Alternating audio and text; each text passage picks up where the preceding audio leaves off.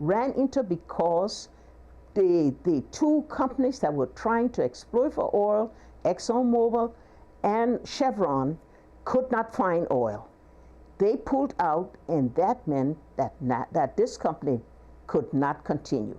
It's as simple as that, and the record is clear on How about the Liberia's central bank? You appointed your son Charles Sirleaf as deputy governor there. You suspended him. You suspended him for failing to declare his assets, and 2 months ago he was ordered to be held in jail while awaiting trial for having unlawfully printed local currency worth tens of millions of US dollars. Did you know he was doing that? Well, I didn't know you wanted to have an interview just to come out with outrageous statements. I mean, if that was so, I'm confused. Was he not? Should never, no. I thought you. Hold on, has he not been held in jail? Is that wrong? Has he not been held in jail? True. That is not true. That is not true. He was unjustifiably, illegally charged. But anyway, so he was charged. I mean, that's your opinion. You're his mother. Obviously, you're not going to agree with the charges. I'm just asking you to comment on him being held for trial. You're saying that didn't happen. Please. No, you're not. No. What you're trying to do is showmanship now. That's what you're trying to do. We don't need that. We need to have a civil exchange. I'm very civil. I asked a very simple question. You accuse me of making up things. I haven't accused you of anything. I simply asked, your son has been ordered to be held in jail while awaiting trial for having unlawfully printed local currency worth tens of millions of dollars. What's your reaction to that? There's nothing uncivil about that question.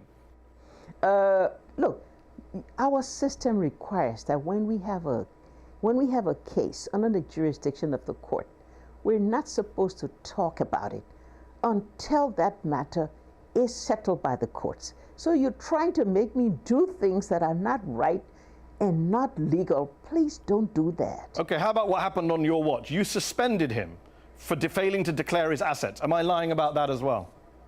Oh, I did what I felt I had to do. You have to realize how I ran the government in my That's what we tried to country. work out here. That's what our viewers want to know. How did you run the government? You appointed family members, suspended some of them. Just wondering how that works. Oh, well, I don't think you want a conversation. I do. I don't think you want a conversation, because I'm asking questions that are very legitimate questions. I would ask any former president on this show about corruption allegations on their watch. The fact that they happen to be your children is neither here nor there. You're right. So you don't want to comment on anything about corruption. Okay. One of the other things critics line up against you for, you're criticized, is for your former support of Charles Taylor, your predecessor, who's, of course, a convicted war criminal. In 2009, you formally apologized for having stood behind him. That same year, the Liberian Truth and Reconciliation Commission made a set of recommendations saying that a compensation scheme should be created, a dedicated war crimes court should be set up. You never took action on those things. Why not? We have moved beyond the Charles Taylor story.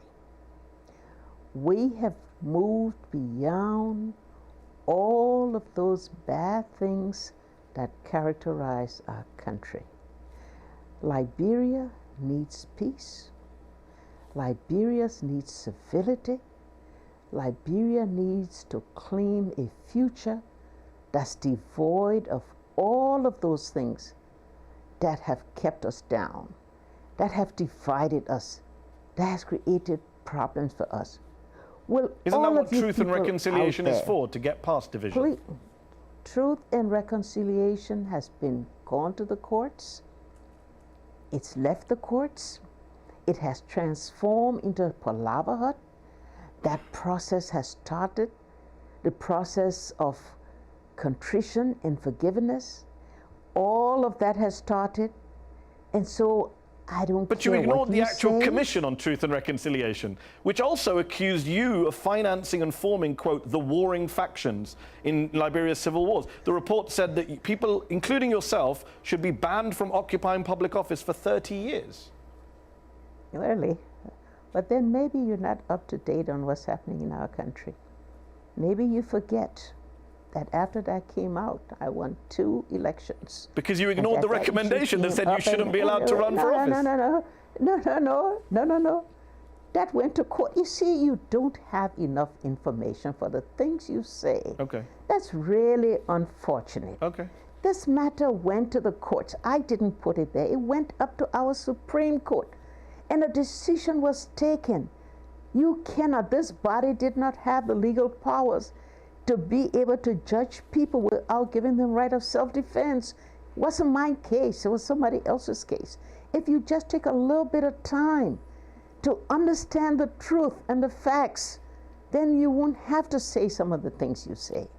Okay. It's not true then that the recommendation was for people not to run for office for 30 years. I just made that up.